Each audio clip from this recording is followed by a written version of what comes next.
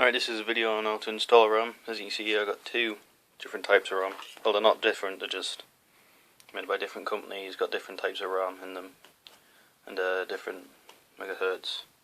But this is the super standard RAM. It wasn't very good, so I replaced it with this, which is 4GB of 1866 megahertz of RAM, DDR3. That's DDR3 as well. What DDR3 is basically a newer type of RAM. It's DDR2, DDR, and before you start installing RAM, you want to know what your motherboard is, what it uses, and usually the way you can do that is search up your computer that you have, and have a look at what your motherboard is. Laptop RAM's different, a lot different. I think it's a lot smaller than this type of RAM. This RAM's quite big, and there's my computer.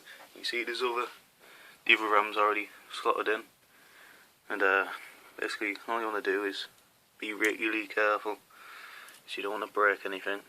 Make sure your computer is turned off.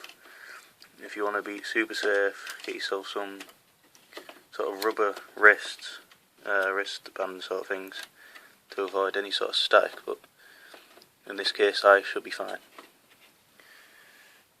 It does take a bit of force to put RAM in, but watch what you're doing. Don't break anything. After you got it in, you want to click it in.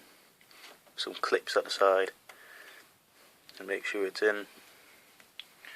Keep pushing it until you think it's in.